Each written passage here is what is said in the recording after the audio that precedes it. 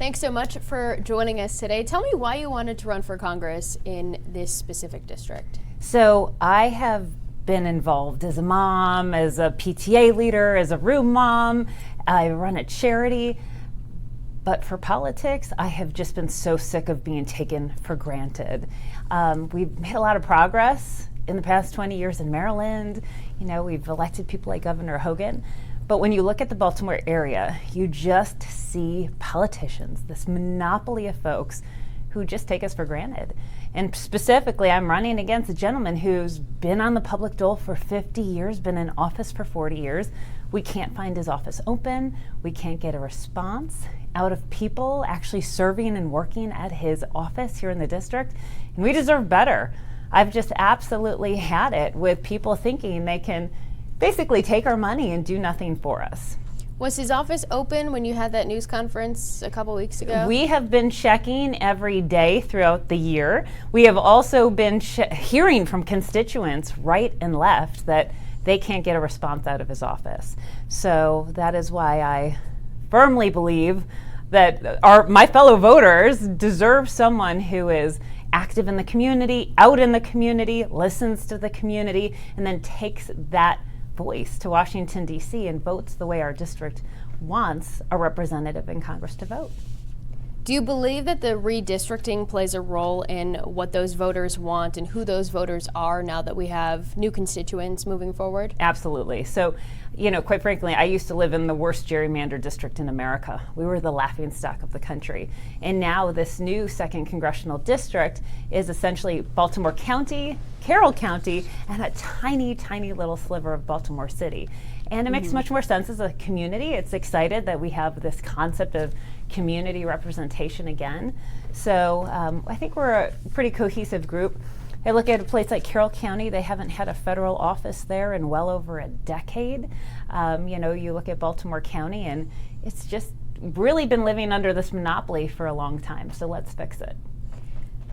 You were a Republican National Committee woman. Yes. Correct? Correct. And so looking at that, how do you see yourself, how would you describe yourself as a Republican when we're seeing a fractured Republican Party right now? So I am one of these people who stand for small government, who just firmly believe that I can hold deeply held values, but that's my personal life, and I don't want the government involved in telling me how to raise my kids, and so many other things that would affect our everyday life. What should government do? Strong national defense. First responders. When I call 911, I want someone to show up. Things like that. Do I believe we can have great public schools? Absolutely. I grew up in public schools. I'm the product of a public school. But I want the government just leaving us alone and not making our lives more difficult, more complicated, and more expensive. With the current governor, Larry Hogan, he's a very different type of Republican than the Republican nominee for governor, Dan Cox. Yeah. Which one do you follow? So I'm really grateful that Governor Hogan endorsed me. I actually talked with him. So basically we had just a few days to decide for if I should do this or not. And I went and I met with the governor and he said, Nicolee, you're the perfect candidate for this district. You've got to go for it. So I'm really grateful to have his support.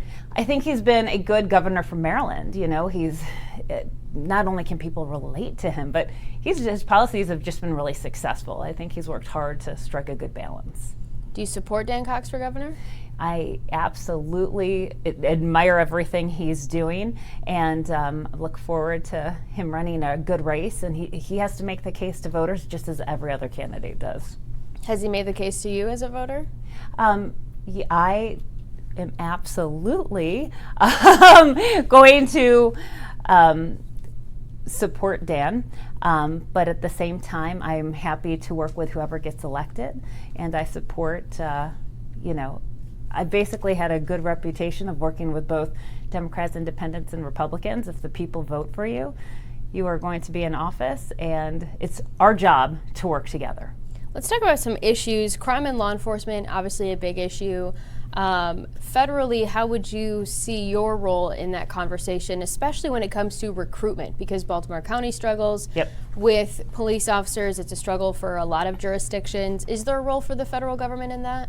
So let's break this out into a few different pieces, right? So number one, we have a problem at the state level recruiting police officers, right? Because they feel like localities don't have their back. This has been a huge issue in Baltimore City with a flight of hundreds of police officers. We're having a similar problem in the county.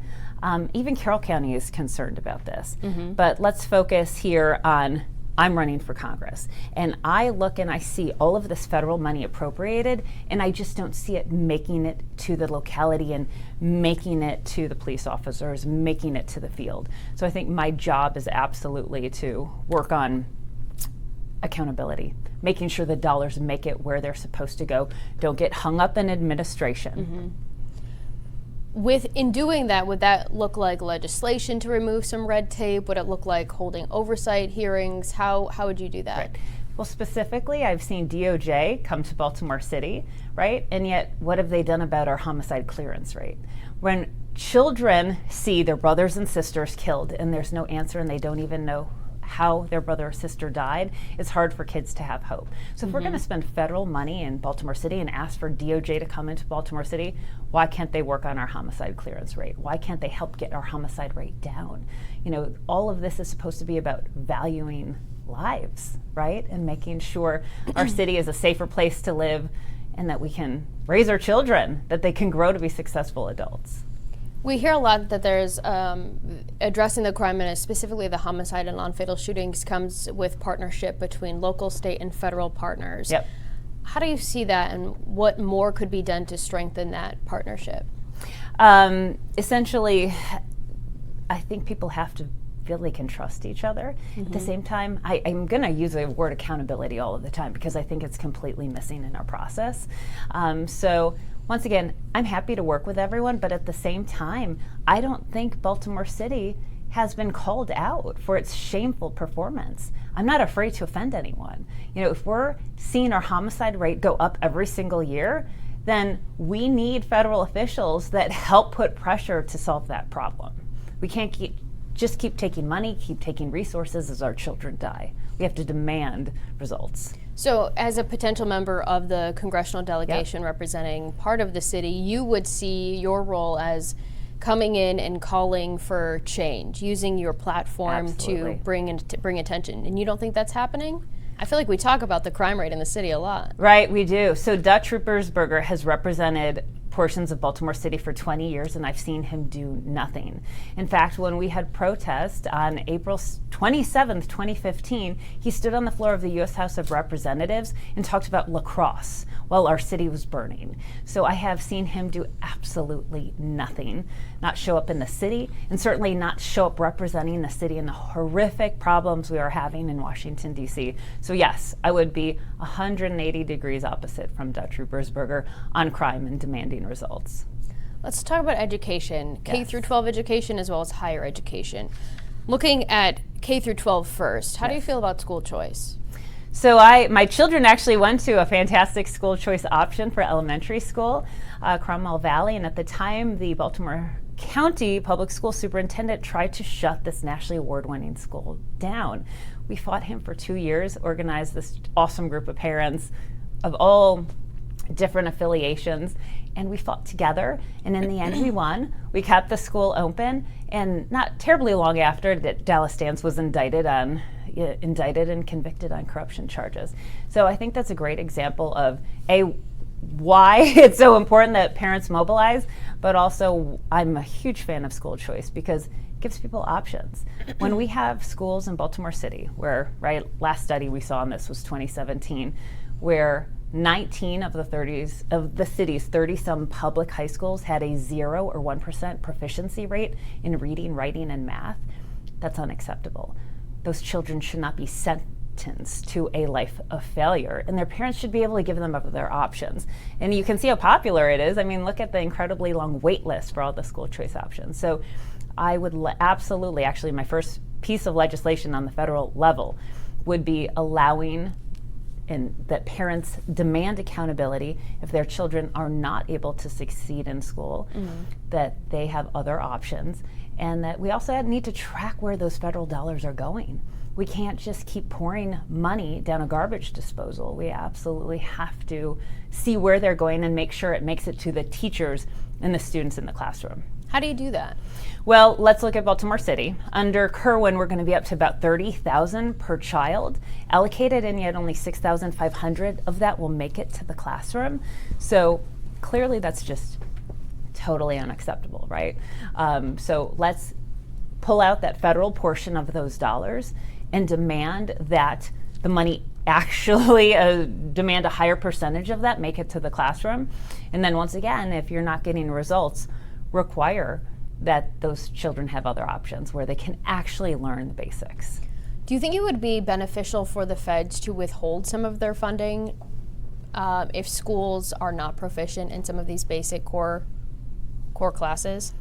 Absolutely, but guess what? It also, that parent should have a right. We have paid all of this money into the system, and our children need to be educated. So let those children go get an education where they can actually learn.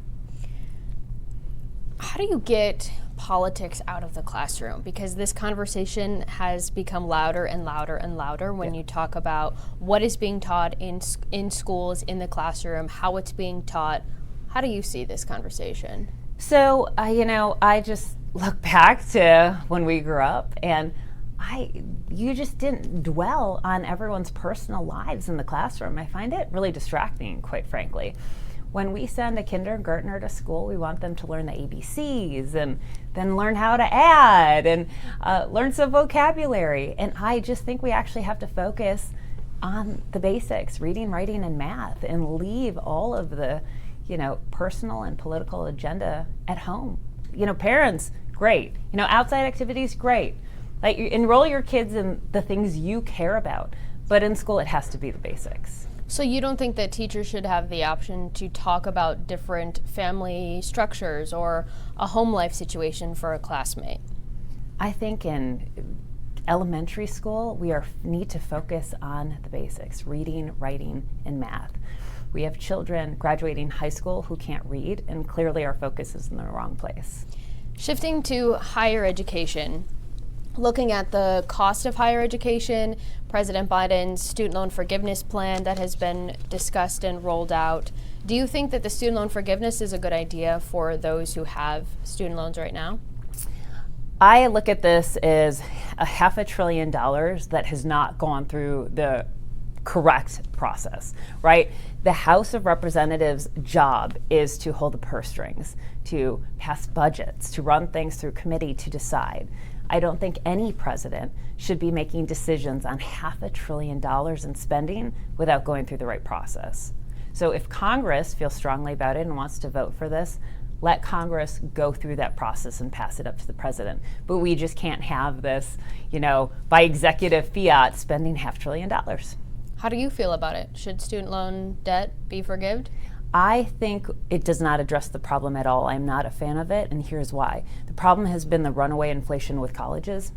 In years where we've had 0 to 1% inflation, we have colleges inflating their tuition at 5 to 7% a year, and then we have these outrageous student loan rates.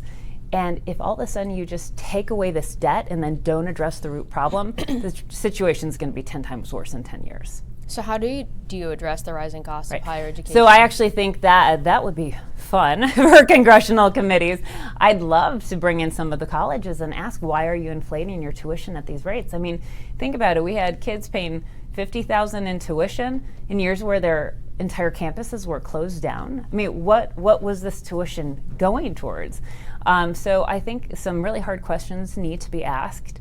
And there needs to be a standard set that we expect colleges to have a more reasonable rate of inflation. And then I think we actually have to get these loan rates absolutely in line with the rest of society. They've been entirely too high, and it's unacceptable.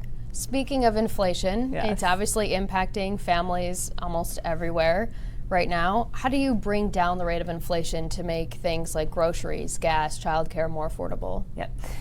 So this is where I look at our everyday life. This is one of the main reasons I decided I had to run for this office, in addition to my son encouraging me to do this for many years.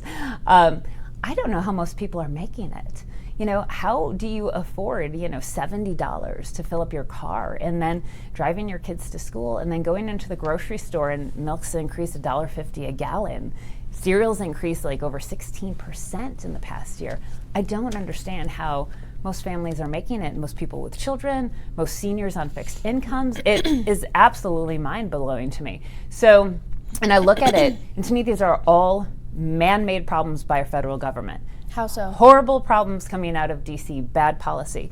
So we have passed trillions in spending.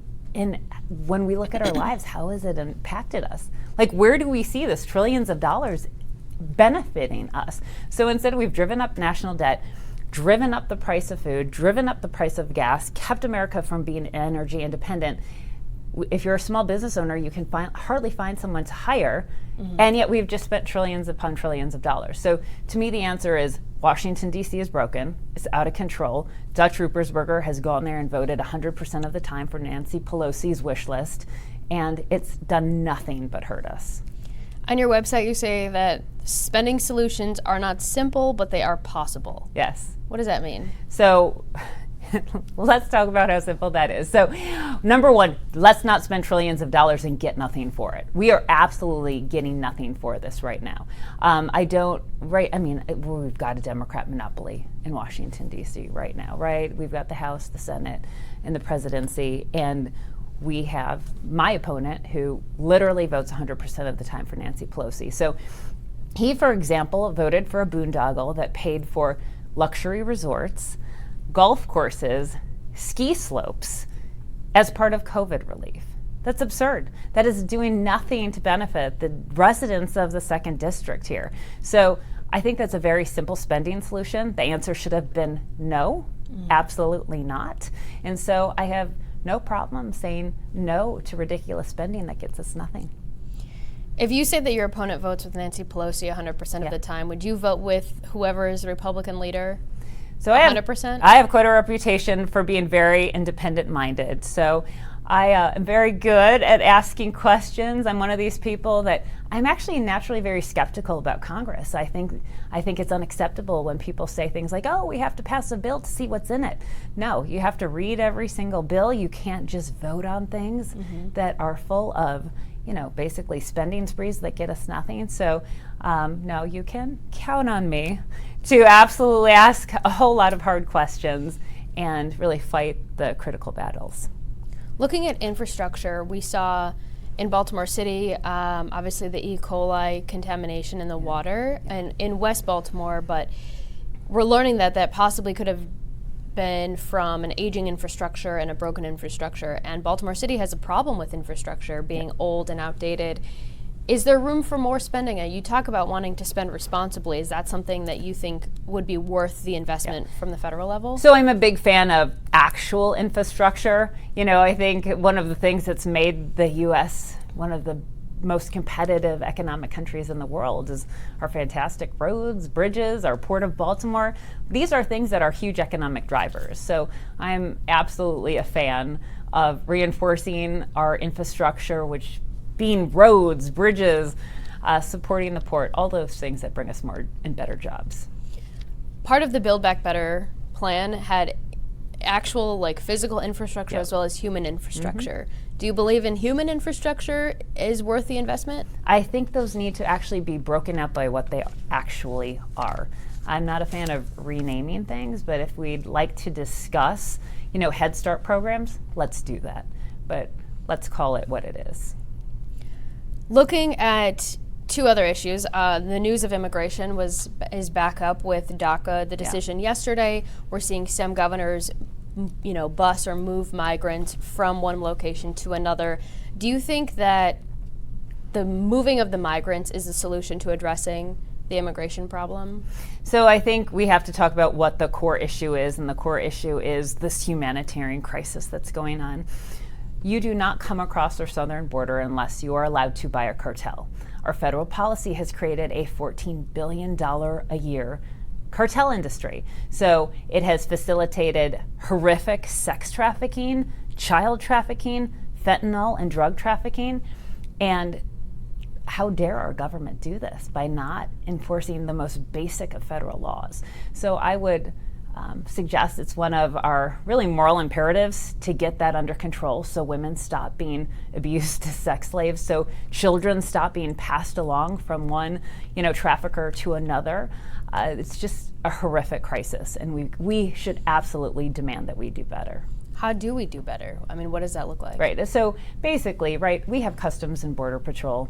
They know what their job is. They need more help. And they need to know that if people try to come here, they should go through a process. We love immigration. We love legal immigration.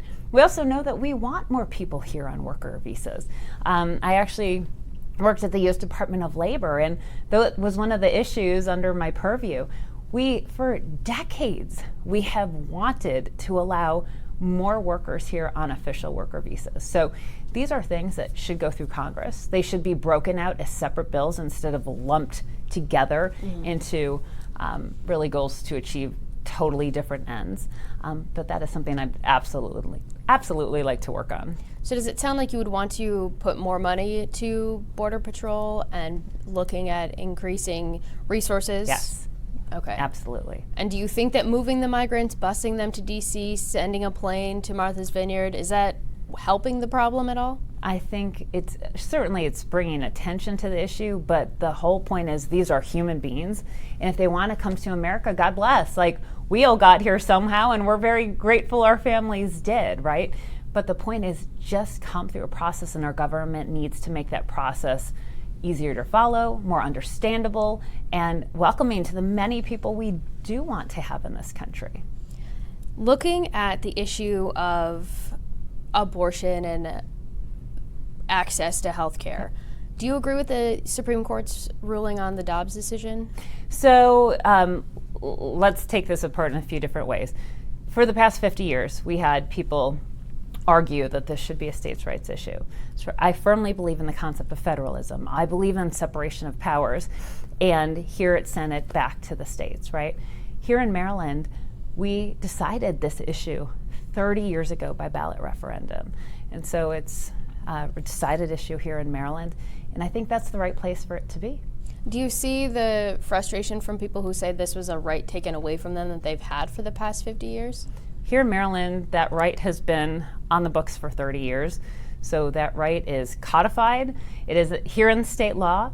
And, folks, it's basically can be, if people are super motivated to affect that one way or the other, they can work with our General Assembly because it is state law here in Maryland, voted on by the people, and that's how it should be.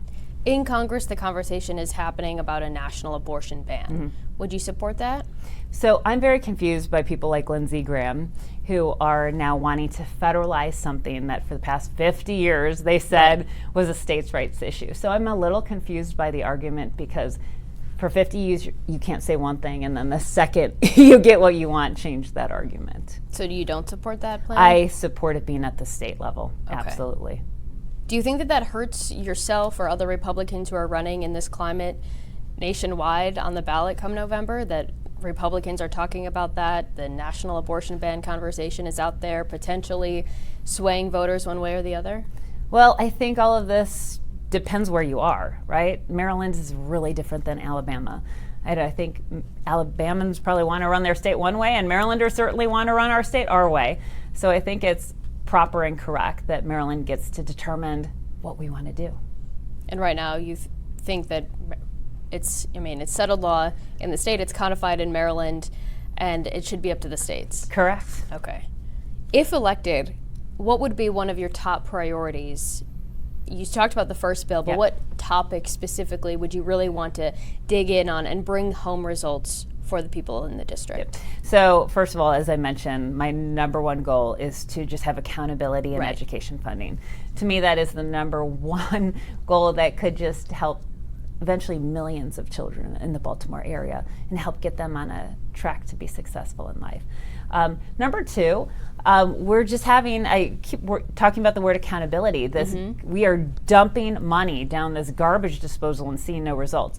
One of the things that I think would really help decrease our national debt and encourage people to run the government more efficiently is, it might not sound too exciting, but essentially just Make sure if an agency doesn't spend all their money, they can send it back to the Treasury and get rewarded for it. I think it would decrease our debt by trillions of dollars. And then 3, as we've talked about, crime. We desperately need any help we can get in Baltimore, the Baltimore area, to reduce our crime. And I think the most effective way to do that is to focus on what really matters, getting our murder rate down. You talk about looking at the environment. Obviously, the Chesapeake Bay is a resource that everyone in this area treasures. You say that your opponent undermines the economy and national security when looking at this from the environmental lens. Can you explain? So I am a conservationist. My gosh, I have a 14-year-old hybrid car that I love and am driving into the ground. And I think so many things of what we're doing they're short-sighted, right? They're not long-term conservation efforts. And I see Dutch Ruppersberger, once again, just voting for special interest groups, voting for these like luxury resorts, as I talked about, golf courses, ski slopes. None of that does anything to grow the Port of Baltimore, bring in new businesses to the Port of Baltimore, help make America more energy independent. Right, we've had a government picking winners and losers when it comes to energy. Instead, why can't we have an all-of-the-above approach to energy where we encourage development in all sectors and all technological and innovation across the board? So I'd like the private sector to be able to do its job a little better. I think it's critical that America be energy independent, both for our national security, but also for our prosperity.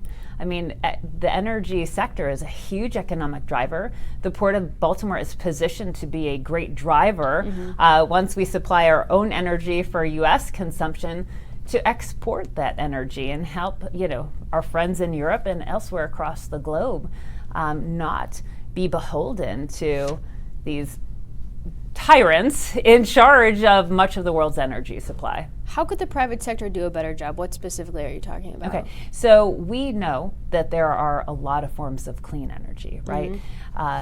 For example, the U.S. has not been involved in nuclear at all for many years. Who has taken that void?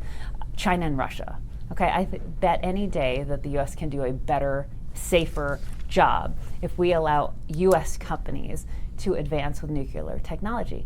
At the same time, we have hydrogen, we have fuel cells. All of these sources are incredibly green sources of energy that provide huge quantities of energy. We just need to encourage that and not say, we all remember Solyndra. Pick one company in one area at the expense of innovation in all other areas. Obviously, running this race against an incumbent who has been in this office for quite some time could be viewed as an uphill battle. Looking at fundraising numbers, you have about $105,000 cash on hand. I know we're expected to see new filings coming up. Will we see that number increase, and is that a struggle to run against an incumbent like Dutch? Well, so before this district was gerrymandered, it had been the seat of Republican Bob Ehrlich, who had been a congressman and went on to become our first Republican governor in 36 years, and before that of Republican Helen Bentley. So I think this district is very open-minded to people who can think independently, and I think I'm much more in line with the district than Dutch, who's was maybe once in the 80s known as being someone who would talk with both parties, but since we haven't seen him out in the field all year, we can't even assess that because we haven't seen him. We just know he votes 100% of the time with Nancy Pelosi. In terms of numbers, yes, stay tuned. You're going to be seeing some exciting numbers, and we've been excited to have more support than anyone has in 22 years since Ehrlich ran. Would you debate him? Oh, I'd love to. We issued a debate challenge. I actually went over to his closed office, delivered the letter. My proposal was to actually get out in front of the voters and have a debate in each one of these new jurisdictions in the new second, Baltimore City, Carroll County, Baltimore County. And we have had no response. And we also thank Fox 45 for issuing the debate challenge as well. We wish this were a live debate with Congressman Ruppersberger right here and now. Right. I thank you so much for your time. If you had one 30-second pitch to voters, what would it be? Great question. So we should all be sick of being taken for granted. We have put up with this for far too long. Our economy is crashing around us. crime rates are skyrocketing and our children's education has only been getting worse, not better. And the way we can fix that is by demanding accountability and having someone who will actually go to Washington, D.C. and fight for us, to speak up and to not be a rubber stamp for any party or any special interest group. And that would certainly be me. I love to fight for the right causes, and the right cause is the people of this district who have not been served for the past 20 years. Good luck. Thank you so much for your time. Appreciate See what it. happens in November. Thank you.